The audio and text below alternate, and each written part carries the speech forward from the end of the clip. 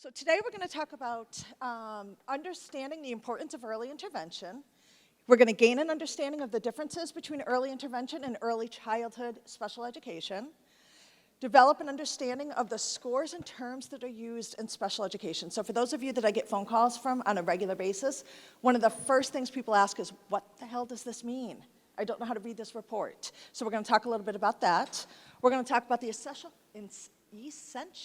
components of an IEP, the PWS specific needs, and how we can document them in an IEP. And then our hope is that you guys are going to walk away from this presentation feeling prepared to advocate for your child. And if not, you're going to call us. But just curious, ages of the people here. How many of you have kids that are below 5? Okay, good. Elementary? Middle school? Any high school? People who are just here to point and laugh at us. Gotcha. Perfect. All right. Sure. All right. This is what my husband likes to call my psychobabble. But really, there's a lot of lingo, a lot of acronyms that go along with working on an IEP. But a couple of things that really it's important to know so that you have a good point of reference when you're looking at things. Free and appropriate public education is what all of the legislation is written based on. But the one word that I really want to point out here that I want you to be aware of as you have conversations is that word appropriate. The school is always going to look at you and say it needs to be appropriate. You don't ever want to go in talking about gold standard, best, you don't want to go in talking like this is where the standards are. You want to be like they deserve to get what everybody else gets. And so that's what you really want to focus on. Now we can certainly talk about ways to try and make sure that we can go a little bit beyond that. But when you think about the words that you use walking in, this is what the school is going to be looking at. Okay, LRE, least restrictive environment. What that means is that your child should be in the environment that is the closest to their typical peers as possible. So if there is a way to have them in an inclusion room, that's where they should be. And then you can start talking about, moving back to special classes and everything, but the reality is you want to look at having your child's needs met and as close to a typical environment as possible. LEA is just local education agency. It's just basically your local school district. IDEA, Individuals with Disabilities Education Act, that is the federal legislation that all of this stuff is based on. And I'm just going to put out a little disclaimer there. If anybody tries to push you into a 504 plan, you do not want the 504 plan. You want the IEP. The bottom line is that a 504 plan is just about access for any individual with a disability in this country. So, do they have ramps? Do they have wheelchairs? Can they access their environment? Everything that could go in a 504 would go in an IEP. The IEP has teeth that the 504 legislation does not have. And if somebody says you need both, no, you don't. Everything should be in the IEP. So, sorry, that's my little soapbox. Prior written notice, PWN. Anything that you do after you have a CSE meeting, you should receive notification in writing of what the recommendations are. You should receive notification in writing of what a meeting is supposed to be. Every ounce of that prior written notice is about making sure that your rights as a parent are met. If you do not receive anything in writing, it's not legal and the school district cannot hold you to it. I would second that in your prior written notice. So when you are in a meeting and you ask the school for something and they say no, they need to provide also the justification for their no in that prior written notice. Yeah, basically the prior written notice is supposed to outline anything that was discussed and why any options were rejected. So they should have any rationale in there for why they're not doing something should they not do it. IFSP is really, I skipped right over IEP because it just seems so obvious, Individualized Education Plan. It's once you hit school, that's the plan you're using. IFSP is the Individual Family Service Plan, which is when you are in early intervention, it's the plan that they use that eventually becomes the IEP. And then Part C and Part B are really looking at the regulations about early intervention and special education. And then an FBA is a functional behavioral assessment, which we will talk about kind of down the road. All right, so what is early intervention? Most of you have probably already accessed early intervention services. The intent of early intervention is to really focus on that child's development to either minimize the need for special education and or maximize their ability for independent living. Now, when we talk about independent living, we know that looks different for a lot of kids with PWS. Don't get freaked out by those words. We'll talk a little bit about what that looks like later. But early intervention is when we wrap our hands, we wrap our arms around the entire family. It varies from state to state. In some states, it will stop at age 3. Other states, it's gonna go to age 5. How many of you guys have early intervention until 5? Any of you? You guys do, okay.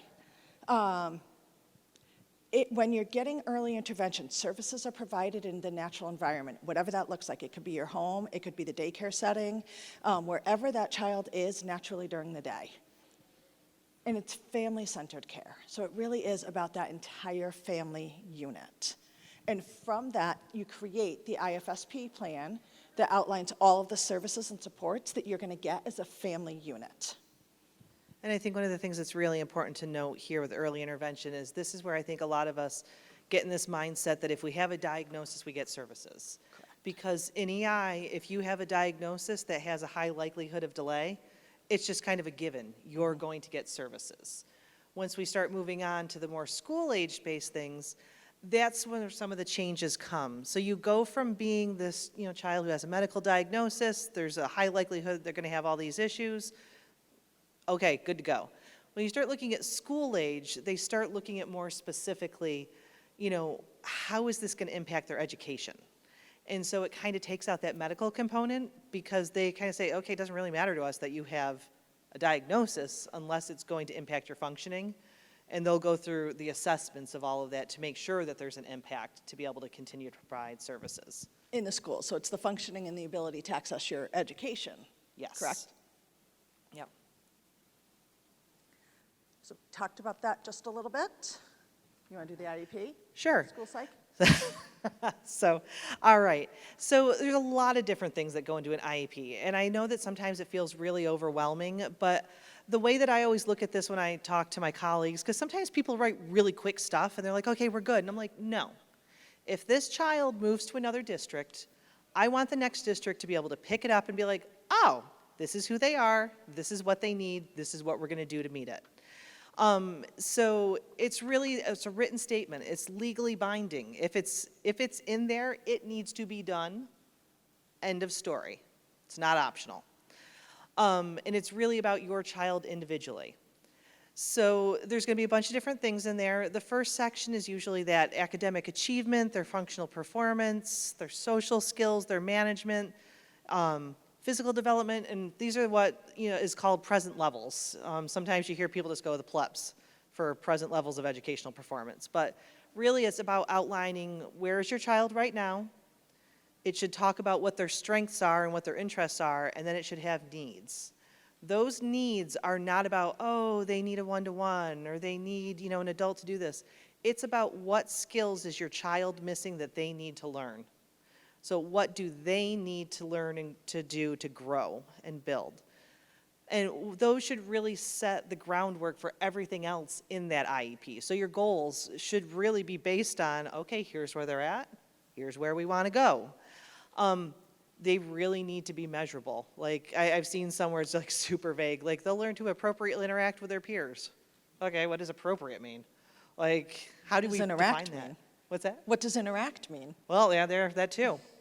So it should be measurable, and a lot of times you'll see districts write goals based on where they're functioning at like a certain age, like they should be able to do what everybody else in their class is doing. That is not an individualized IEP. I frequently say that's a curriculum goal. If they're having a goal written for what everybody else is doing in that grade, they don't need an IEP. What they need is a goal that says, here's what we can reasonably expect them to do within the next year. You know what? If they're rock stars and they achieve that goal right out of the gate, just do an amendment and write a new goal. But you want to be able to see the progression. So like when you look at the IEPs year after year after year, you can see where the growth is and what they're growing and how they're doing. And then you talk about teacher services or classrooms, you talk about related services, and then you start talking about how often do they get those, where do they get them? How long will those services last for? Who's providing them? Who's providing them is in there. Modifications to their program or their environment. So that's when you start talking about things like, our curriculum might be different, or they're going to have refocusing and redirection, or, they might need, I'm blanking right now. Food security? Well, yeah, that's a whole other slide. But also supports for school personnel. Because one thing that most of us have found, how many of you have had to explain this syndrome to somebody at some point in time? And how many of those people work for the school district? Yeah. People don't know it, and that's okay. But you don't have to expect that they're just going to pick it up, or they're going to be the ones going out and doing research. You have every right to say, you know what? Here's the support for school personnel. I want a yearly training. And you could talk about what that looks like for any given person. So, for example, in my district, my daughter was there. I was the one that went in and did it every year. Other districts, some parents are like, I'm not real comfortable with that. You could add, you could call it, Stacy does, trainings. It might be a district where you've done this a bunch of years and, it's it's not exactly new or novel. They could watch some videos and have to sign off on it. It could really depend on what your kid needs and how they're functioning, but you have every right to ask that the school district learn about your child and be prepared to meet their needs. And then participation with non-disabled children, they have to talk about that, because realistically there is a statement in that IEP that basically has to outline any time that your child is not in a typical classroom with their peers, they have to document that on the IEP. So even for a student who, for example, I've got one where they're just getting resource. Their IEP says when, they won't participate with their non-disabled peers when receiving resource room 5 times a week, so. Isn't that a great picture?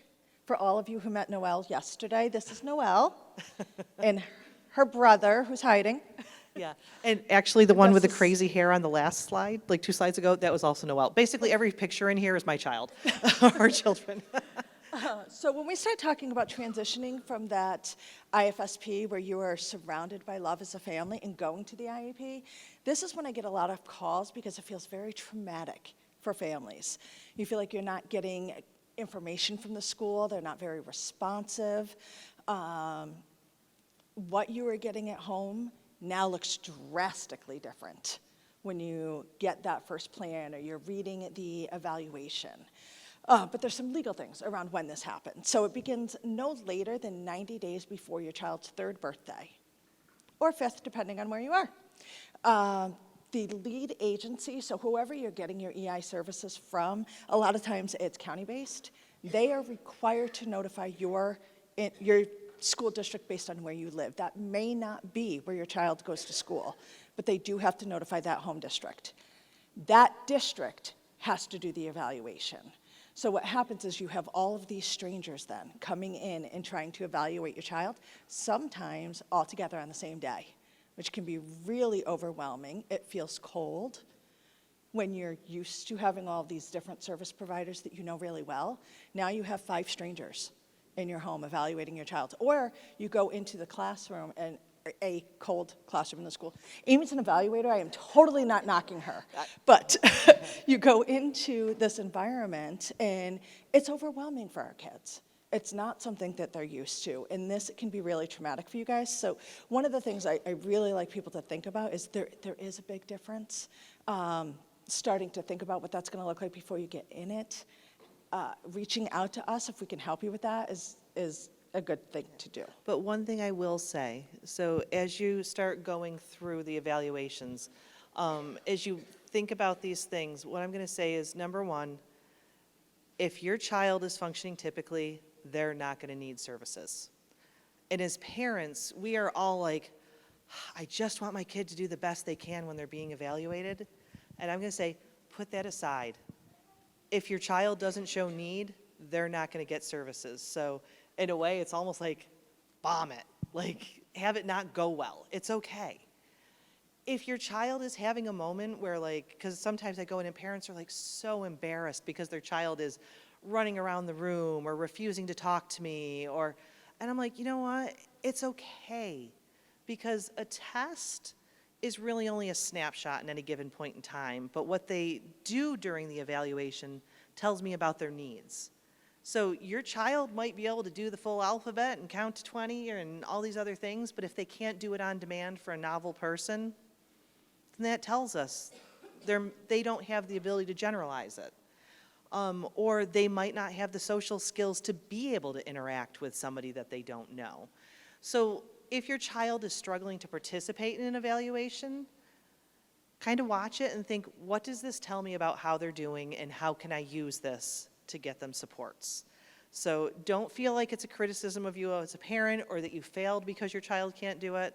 This is more about making sure that your child gets what they need, and it's okay if they struggle on an evaluation. I will tell you that when Noelle was transitioning from EI to preschool, I knew the evaluator, and he went to school, and Noelle basically has a little bit of attitude. It was there even when she was 2. And she didn't have spoken language at that point. She wasn't talking, but she looked at him for one of the block tests. It was like, and wouldn't do a thing. So basically there were 2 subtests where she did not perform, and then the other ones were okay. But he was looking at me, and you could tell he was a little panicky, I have to tell this other professional that their child just scored a 70 on her IQ test. I was like, bonus, she gets services, I don't care. Because I knew what she was capable of, but could she show him? Nope. I think that poor evaluator was more traumatized than I was. But just kind of give yourself that freedom to say they don't have to be perfect on a test. It's okay. Scores are what they get you. All right, considerations for developing your child's IEP. All right, so before you go into this evaluation process, like we were just talking about, it's very easy to get caught up in wanting your child to be able to show everything they know. But I think probably what you want to step back and think about is, what are my biggest concerns and worries for my child? What do I want to see them be able to do? Where are they struggling? What's going to be tough for them? So think more about, what does my child need, versus whether or not they can show all sorts of great stuff on an evaluation. And be prepared to talk about that. And sometimes kids, all of a sudden will, they'll do really, say you have a really good evaluator, and your child performs better. Because that's happened for me too, where I've gone in and I think kids know that I'm willing to stand on my head and make a total fool of myself. And I've had so many parents say to me, I'll say, okay, so was that representative of what you expected? And they're like, I can't believe they sat that long for you and they gave you all that information. That's important for me to know too, that if I do things a certain way, they can do it, but if they can't, if the evaluator's not doing it, then they're not gonna look like this all the time. So it's good to be able to tell the evaluator what was or wasn't typical of your child. Thinking about what you want them to be able to do in the short term and the long term, because it's very easy to think about all these big dramatic things you'd like to happen down the road, when it might be, I would just like them to climb the stairs without me carrying them up it. Think about, where do you want to go in the near future? The skills part is important. Yeah. So I hear a lot, I want my kid to get three days of 30 minutes of PT. So it's about the minutes versus the skill we want them to learn. So change that language. What do you want them to learn from that? And approach it from that perspective. Yeah, and that's very important. Because it makes it much easier to have an argument if somebody doesn't agree with you. It's much easier to talk about skills versus frequency of services. Mm-hmm. Hyperphagia on there, and this is something where it's another tricky one, because I think that we all, we get stressed about it and we look at it. And what is your perspective on hyperphagia? Is this something that you think is biologically driven, they're not going to be able to get away from it, we need to modify what we're doing? Or are you taking the perspective that they can be trained out of it and it's going to get better? I'm here to tell you that if you take the perspective that your child can be trained out of food seeking, you have just given a wide open door to the school to say your child is not willing to learn these skills, and it's a behavior versus a biologically driven drive. So you really want to think about, yep. So if you think that you can train away that desire to eat, and they should be expected to just not do that and get past it. You have just given the school permission to consider that a behavior that can have consequences and be punished, and they should stop doing. Go ahead. Yeah. He doesn't particularly have hyperphagia, so it is not in his IEP, but I'm also aware that like at any point in his life, it could start to become an issue. Is that something that should I have food security information in his IEP, I would encourage it. even though I Yeah. would too. like he's gone through grade school and never, Yeah, I would encourage it, and it might be at a different level, because one of the things, like, as we go through some of the examples, there are things that some of us are really like, our food-seeking information in Noel's IEP was pretty intense. Other kids, maybe not so much, but even if you put a very basic statement of, this is like a hallmark characteristic of PWS, this is what it might look like, and then think for you as a parent, what you see in your child, what are you doing? Like, do you have to restrict their access? Are you just more conscious of it? Like, do you not want it used as a reward? Okay. Okay, so you've addressed it just in a different way. Yeah. Yeah. So, and we will say every kid is different, so like, you're gonna have to think about your kid. And sorry, I saw Patrice too, and then we'll come over here. What were you?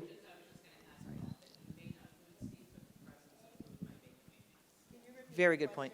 So Patrice said he may not food seek, but the presence of food may make him anxious, which that's something that, you know, like, I think as we go through, we'll talk a little bit about what do certain things look like, but that's a very valid point. Like, it may present differently, and if anything, that is your way to get a lot of services because it impacts educationally. But we'll come back to that. So I wanted to kind of pick at the whole thing about what you were saying with the, you can't train them out, right? So we get into not just hyperphagia, but we get into this back and forth between the school system and us, and it's not contentiously. It's like we're constantly scratching our heads here. What is he capable of versus what he just can't do? Because on the one hand, if we say he can't do that, at some point the school can say, we're not equipped, you've got to go elsewhere. But at the same time, it's like we all want to say, yeah, he can do this. And then he's like, okay, so is it he can't or he really doesn't want to? Sometimes it's one, sometimes it's the other, depending on the day. And I think the bottom line is, for our kids, there are a lot of skill deficits, and there are things that we're going to need to learn how to do.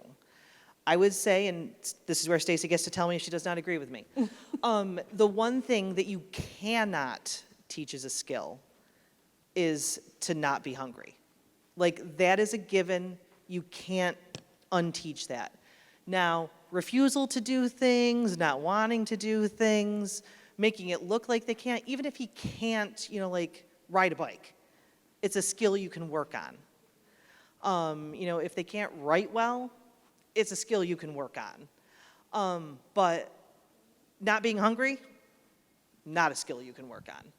I do actually agree with that. All right, excellent. I think what happens on those can do, want to kind of situations is there's a lot of the underlying medical concerns that really affect those from a day-to-day basis. So if my child is more fatigued today versus yesterday, even though they were able to do it yesterday and they're not doing it today, it's not necessarily they don't want to, they just physically can't in that moment. But what I see happen is because they have demonstrated the skill previously, it gets documented or approached as a refusal without taking into consideration those other variables. So in my experience, I see kids who, on days that they've had PE or a lot of therapies, have more challenging days. They're more fatigued. Or if there is an event that occurred the night before, perhaps they didn't get as much sleep, they're more fatigued the next day. And all of those things are going to affect how they perform in the classroom. Those things very often get tracked as behavioral concerns rather than how do we support and accommodate this child in those moments. Yeah, no, I definitely agree, because I think that our kids are just so susceptible to different little nuances of things that wouldn't be a big deal for somebody else. And then you're like, phew. So like, even for example, and it's not so much a skill thing, but like for Noelle with her, and we'll get to physical too, but A good example is for her, like most kids, if they're sick, vomit and run a fever. Guess what? No fever is very little vomiting. I mean, like if there's vomiting, we're heading for the ER. But, so we kind of outlined, if you see these things, here's what you might need to look at. The other interesting thing was when Noelle was sick, well, before she would get sick, she would start food seeking. And I would be like, oh crap, like what is going on here? And then I would realize like 2 days later, she'd like throw up and I'd be like, oh, well, there we go. And a lot of it was because I think she used so much mental energy to try and restrain herself around food and try to do what she was supposed to, that when she was sick, I mean, how many of us have energy to do what we're supposed to when we're sick?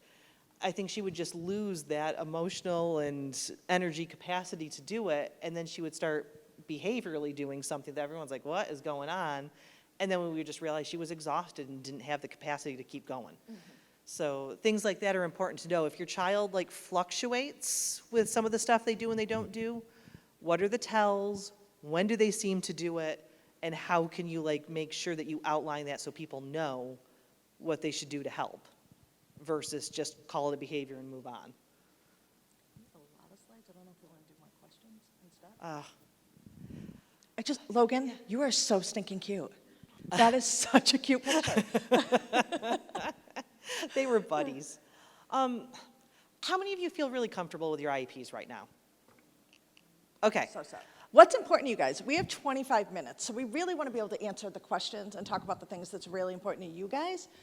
Our PowerPoint is kind of long, so we can deviate from that if you guys would rather. Go for it. I have Sorry. I have a question. Got a mic. I have a bunch of questions, but I'm just going to do one. Where do these pieces like the behavioral considerations and like the emotional dysregulation might mean illness, where does it go in the IEP? Because we should go back. our IEP is just basically, here's where she's at, here's her goal, and a list. Everything else is listed basically in a health plan or supplemental information that I've provided. Yeah. And I know. can't get them to incorporate it. All right. So here's one thing that we didn't say, but whenever you're presenting this information, is it health related? Yes. And so they talk about a health plan.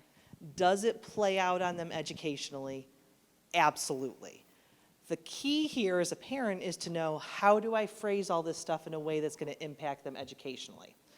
So like academically, like you might, yeah, there we go. So speech and language, do I understand, but like when you start looking at joint attention, if your kid doesn't have the attention, like the attention span, they're going to struggle academically. So putting in there stuff about their attention, can they engage with other people in terms of that joint attention? Can they follow directions? If they're not following directions or participating in what an adult wants them to do, academically, it's going to be an issue. Well, and I think it's also important to know, why are they not following directions? Yes. So is it slow processing and they need more time to process the request? You need to have that noted, because what will happen is they will continue to say it over and over again instead. So you have to know, is it 10 seconds? Is it 20 seconds? Can they only handle a one-step directive?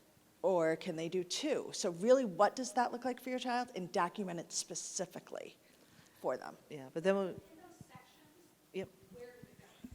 It should be embedded. Like, it shouldn't be separate. Like, this is completely, when you look at the different sections, think about what you know about your child and what stands out. Now, the physical stuff doesn't tend to show up as much here. If you jump to the next slide for social, here's where some of this medical stuff starts to show up, because it does impact them socially.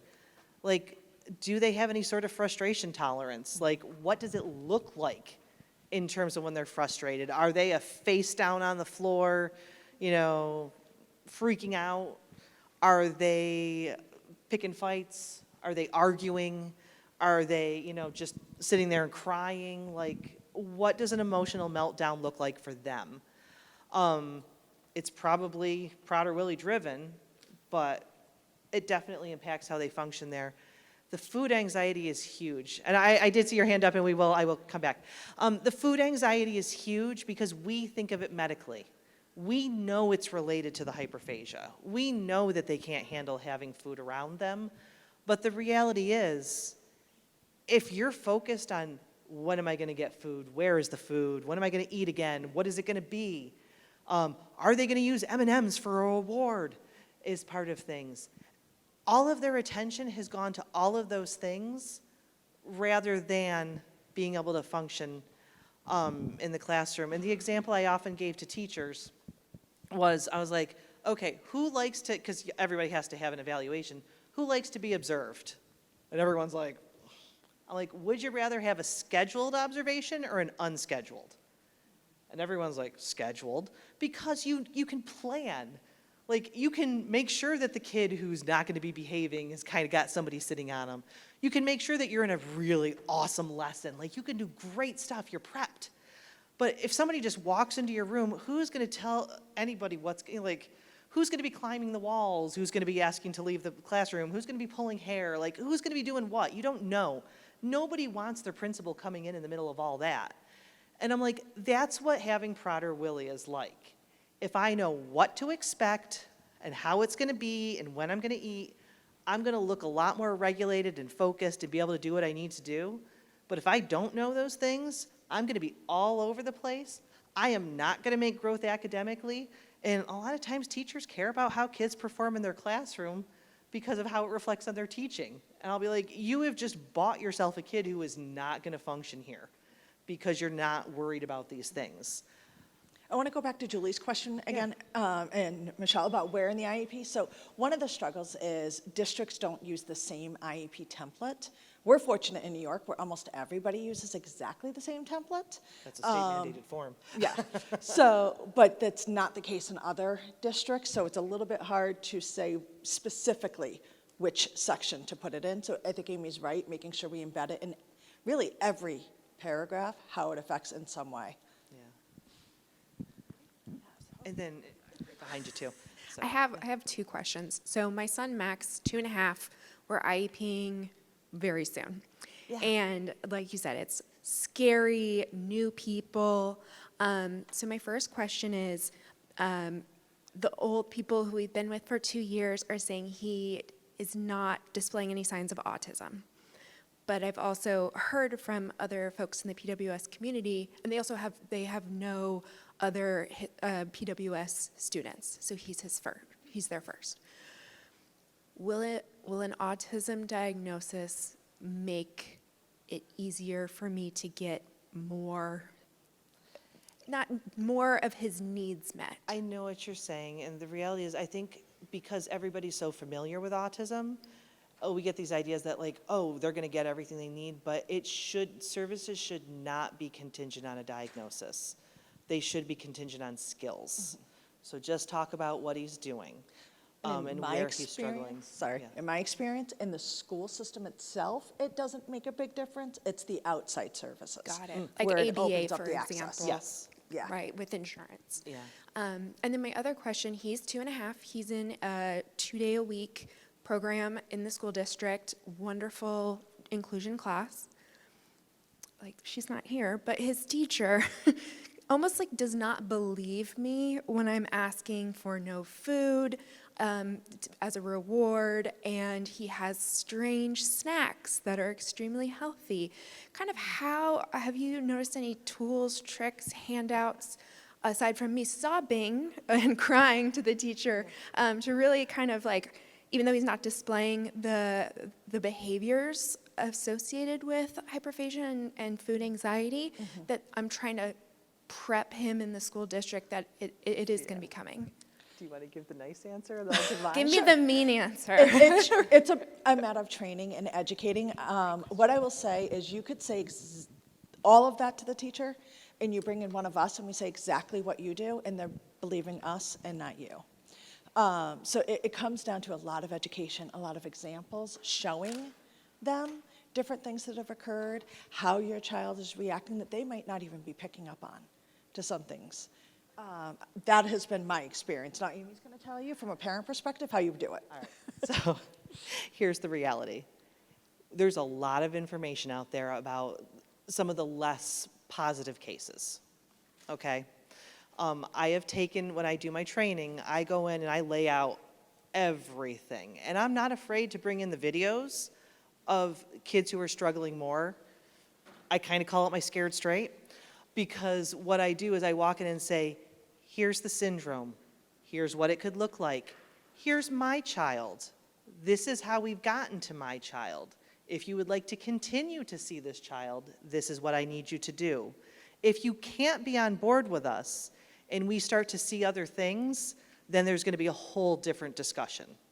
But if you can outline what you have done to get your child there, and you are prepared to think about what you would need to do to monitor that, then that helps you to build that case.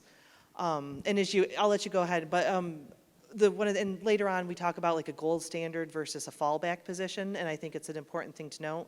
So like when I went from a private school of like 6 kids to Noelle being in a regular classroom, I went in and I was like, I'm getting a 1-to-1 aide. I knew it might be a fight, but I said, you know what? Where does she absolutely have to have one? And I knew it was cafeteria and hallways. And I went in and I said I want a full-time 1-to-1, and I outlined why. But in the back of my head, I already knew if I am denied, I am going to insist that they weigh her every day and that they track her behavior. And if they come back with data that shows me that she is gaining weight or she is behaviorally escalating, I will make sure that I get what I need. And What Noelle needs. Yes, what Noelle needs. And that's the reality, what Noelle needs. And we didn't have to go there, but in the back of my head, I already had it all laid out. I knew what I was looking for, I knew how it might play out, and I was ready to have that discussion. Hi, I do have another question. This one is related to consequences now, but I do want to address the issue with how do you convince teachers. I used to actually go in and say, it's like a food allergy. If you know a child was allergic to nuts and you couldn't have a nut in the classroom because that child was going to go down into the hospital, would you do that? Oh no, related to something they know. I said, he has a food allergy. Think of it like that, but it's to all food.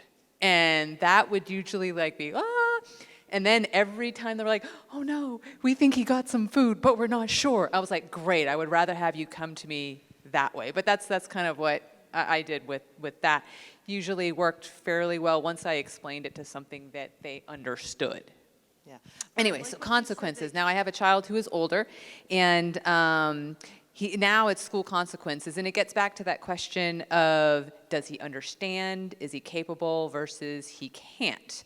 And so that was a long struggle because we had the school administrators who were like, he can understand. We talked to him and he said he knows what he did wrong. Of course he knows what he does wrong. He skipped a class. Yes, of course. And what's the consequences for that? Suspension. So is that really teaching him what he really knows? No, not really. Well, good. Let's try to do something better. But then there's days where it's like, no, legit, kid, I get it. You had some anxiety, but you were taken off from school early because you wanted to walk home. And no, I think you deserve a suspension on that one. But so we had to work with the school to kind of work it out where it was almost like it was very hard to be consistent because we didn't know, well, that day could he really help it or not? What are your thoughts on school consequences and just working with the school? Because with my child, sometimes he needs a consequence and it motivates him just like it does for some other kids. He has the rewards, but sometimes he needs that. But You go first. all right, so we should always be starting with skills-based, okay? What skill are they missing? What do they not understand? How can we teach them that? Because consequences, I'm not going to say that consequences aren't important because sometimes that's part of the teaching tool. But if it's a consequence just for the sake of giving a consequence, that is punishment and it is not relevant in teaching behavior. So if you want this to stop, you need to teach the skill. So what do you want them to learn to do? If you want him to learn to attend class, then what are you going to do to teach him that skill? Not suspend him so Because he if gets you to miss suspend class. him, he just got to skip more classes. It's counterproductive. Yeah. So it's I'll get on my always soapbox for skill-based. just a second about the consequence thing.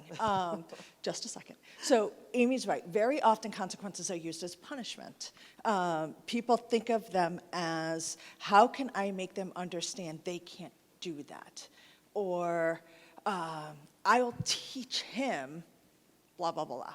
And what's happening is really we're reinforcing the teacher. It has nothing to do with the child. They want to feel better, or the administrator, by saying, I did this in response. I showed him. So it's the skill deficit. How are we not meeting his need? So what is causing that behavior in the first place? And then we need to replace that rather than try to punish that behavior out of him. He's not going to tie that suspension to what he did in most cases, or the punishment to that behavior. It's not immediate enough to make a difference on whether or not he does it again in the first place. Hi, so our daughter is in preschool and she goes for 3 hours. So she goes from 12:30 to 3:30. Recently, her teacher emailed me and said, oh, we want to switch her to in the morning from 8:30 to 11:30 because it's hard to work with her in the afternoon. She's going to go into kindergarten, not this year, but the following, and she's going to pretty much go, all day. So how can I, because she does tend to get very hard to deal with during the afternoon because she's tired. She's tired. So how would I add that to her IEP or go work to help the teachers, work with her? Because they wouldn't be able to just send her home. I will say, though, I love the fact that the teacher knew this is tough for her then, so let's do it when she's better prepared to do it. Mm-hmm. Like, that's an awesome starting place. Like, that's pretty awesome. So kudos to your teacher for that. But you are right that, it's not bad to say in the IEP, she tends to get fatigued towards the end of the day. So any academic work, let's focus on it in the morning and make things less demanding in the afternoon. So really looking at her needs to be able to get her the good stuff when she's ready to go, and then kind of look to try and expand the day as you develop strategies to keep her engaged longer.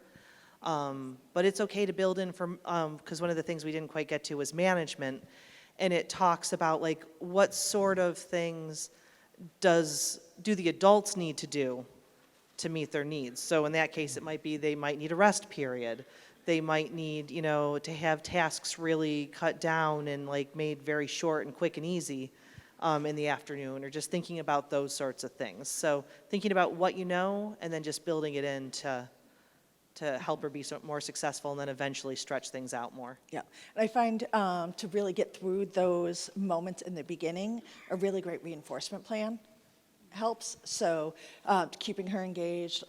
Most kids respond exceptionally well to verbal praise and attention and high fives. So really having the teacher play that up and do that as frequently as possible will help when they do have to push her through some of those things. Are you going to switch her to morning? Yeah.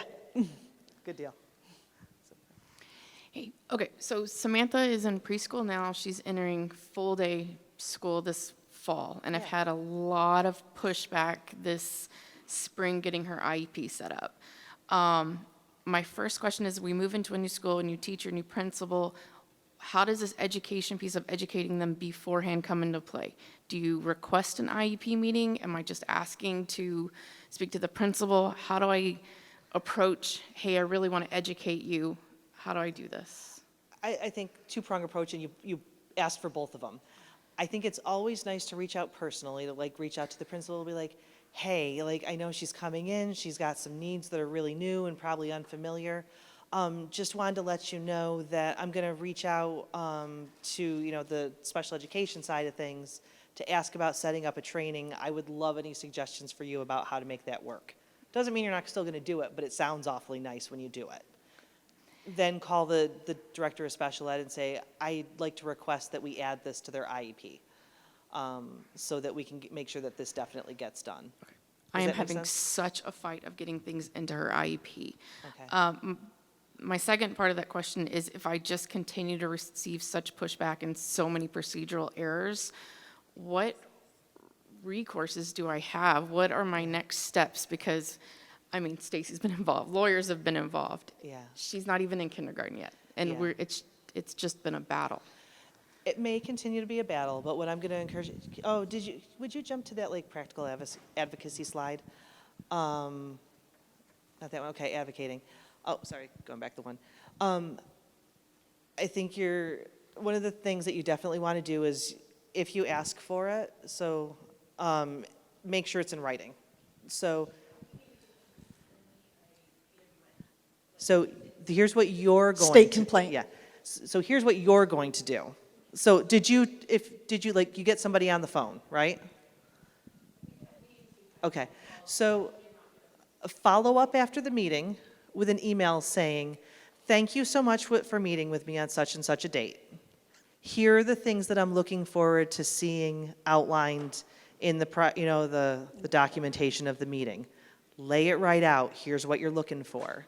If they don't do it, you have all the information. So when you call your state's, we call them regional associates in New York, but when you call your state's education department, you've got a file of like documentation of, I did this on this date and never heard a word back. And then you're covered, because if you've written it, you've sent it to them, you have got written documentation, and it can't become a he said, she said sort of thing. You can be like, nope, sorry, like I laid it out. Might not make them very pleasant to deal with, but it doesn't sound like they are anyway. They're really not. It's been tough. And I think that, and you can even make it nice, so even when you put it in writing, it's like, thank you so much for meeting with me. The underlying message is, this is being documented, but at least you have a very pleasant tone when you do it. So that way, when it goes to other people, you have absolutely done your part. All right, we're going to We take have like just a couple 5 more questions questions. left and 4 more questions in the room, so just to let you know. All right, talk fast. Okay, mine is kind of related to hers, which is that what do you do when they're not following the IEP? My son was on half days for a year because of aggressiveness, and his resource teacher basically stopped working with him entirely for a whole semester. Like, she would give worksheets to his one-to-one and tell the one-to-one what he should do that day, and that was the only thing she did with him. And I had the associate director of special education for the district in, like, we had meetings every 3 weeks that she was in, and she was backing up school completely. It was just a really hard year, and he's moving on to middle school next year, so it's like fresh start. I'm hoping things will be better, but I just basically hit a point where, like, I was just yelling at people every 3 weeks, and I didn't know what else to do. I don't think it's bad in that sort of case to say, to put it in writing that you would like to have communication directly from his teacher in terms of what they've done and what they've worked on. And if you don't get it, then you have documentation that you asked for it. Because I'm all about the data. Like, I want to know that I have my information, so when I go in and have a discussion, I can say, I did this, this, this, and this, and I didn't get that. What classroom was he in?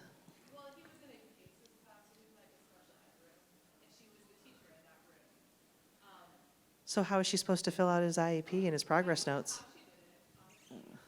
Yeah, it's a lot of procedural errors there. It's a lot of procedural, so when you called state ed, you absolutely, but like I said, just kind of keep your notes, like, and it sounds like you've got all the information.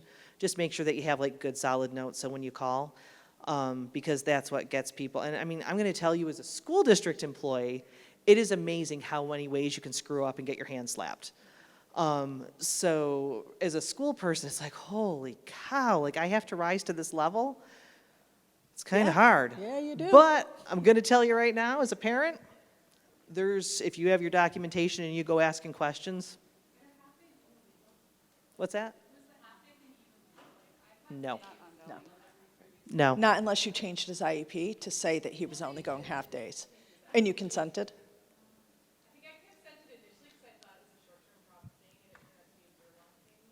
Yeah. Yeah. And you know what? Live and learn. And I'm going to tell you right now, and this is one of those things I always want to say, if you look at my kid's IEP from preschool versus what it was in high school, I learned along the way. So like, don't ever give yourself a super hard time where if you messed up on something, go back and just look at what you can do to change it. So like, give yourself some grace. Patrice? You may have answered this, but I wanted to put it out there because this comes up so often. What do parents do if the school is saying they're meeting their IEP goals and you know that they're not? Review the data. So what Ask does for an that data assessment. look like? Analyze it yourself. Some of us are data nerds, so I want to see the goal data. When I'm working with the school district, I'm going to ask them to send me everything, behavior data, school data. I'm going to graph it myself. I'm going to compare it to what theirs looks like. And then you use their data to show that they're not doing what they're supposed to. Yeah. Oh, go for it. Hi, our son is 3, about to start preschool in the fall, if we can get him potty trained fully. They can't tell him he can't come to preschool if he's not potty Well, trained. we're going to private school. Then they can. So this Yeah. is where my question Sorry, comes. public school can't tell him that. Yeah, yeah. So we live in DC. We did all of the IFSP to IEP thing there, but we decided to put him in our church's school, which is in Maryland. So when I asked them about DC about reevaluating every 3 years, they said it would be the Maryland school or early stages and no longer DCPS. Yeah. And that, I know exactly what you're talking about, and I would have to look at the regs for that state. Okay. Because in New York, they do what's called district of residence versus district of location of the private school. But I'm not sure if that applies to your state, so I would have to look. Okay. So it might be a legitimate statement, Okay. if their regs are the same as ours. So I guess the corollary is, as we're working with the private school, so we gave them the IEP, said, hey, does this look like something you guys can manage? Just like, because we knew they can't give the services, but like the extra supports and things like that. And they were like, yeah, I mean, basically they're like, sounds like every other 3-year-old kid we get in here. Are there any tips you have on managing like life in a private school with sort of the IEP needs, knowing that we're not going to have those services in the school? We know we're going to have the outside services as they feel they're appropriate to continue, but just kind of going into it, any thoughts? One of the things that does apply in a private school is a 504 plan. So we would avoid or discourage them as the plan of choice in a public school, but in a private school, because it's covered by ADA and not IDEA, it still applies. So if there are accommodation things that your child needs, I would create that 504 to make sure those things happen. But they can still do that on IEP, because having worked from, some of the kids I was working with were at private schools, and it would be hard for them to do like a lot of the teacher services, but the IEP still outlined all of the program modifications and like test accommodations and like information that helped them do what they needed to do. So like, you know, whether you have the training and stuff like that. So it is possible to do it one way or the other. You just might not see the direct services. But yeah, we can talk a little bit more about that. Like, you take down our email addresses, and I'll definitely want to take a look at what the regs are around who's responsible where. It's a little convoluted in their area. Yeah. Go ahead, sorry. Over here. Hi, Khaled is 3.5, and my question is that on our IEP, I feel like, we don't have any health information that we can include on the IEP to have like a behavioral change in the school system. So I don't know how, I can word it, or how we can find ways to get to the IEP to include that. For instance, hyperphagia, or his low muscle tone, or risk of seizure. I don't know how to get the IEP to include that into his development. So the medical pieces, we're going to put into the healthcare plan within the school that will be attached to the IEP. So his seizures, some of See. those other things. I built all mine in. I never had a health care plan. Nebraska's required. Oh, is it? Yeah. But I will say, every IEP should have parent concerns and input. So that IEP should never be written without your voice included in it. So the school, when they're writing the IEP, should be asking you, what are your concerns? What do you think my child needs? What am I worried about? So even if the school isn't putting stuff in there in terms of what their teachers are writing, you absolutely have grounds to ask a lot of questions if they're not asking for your input towards that IEP. Yeah. Clarification, he was looking for content, like a description of hyperphagia, a description of low muscle tone sorry. to include in the I got that IEP. for you. She's got it. Yeah. I wrote it, she's got it. We have got to wrap up. I'm so sorry. But thank you all. Please reach out to us. On the PWSA website, we have the school success section. There's some videos, there's some handouts, some of the things actually that you're looking for content are available there. And I will Sarah knows how to say- find them. Yeah, and also, I know that Stacy and I did this together today, but historically, I have done presentations at each of the different levels, and I think, are they linked up through? Okay, so they're linked up through that section. So there's one that's actually preparing for your child's preschool IEP, for your elementary IEP, and then middle school. So they're all in there. We go a lot more in depth into a lot of those things. And then like Stacy said, there are actually like statements that you can use, cut and paste, do what you want with them. Tweak them for your kid, but at least you got a basis for stuff. Yep. All right, thanks, guys.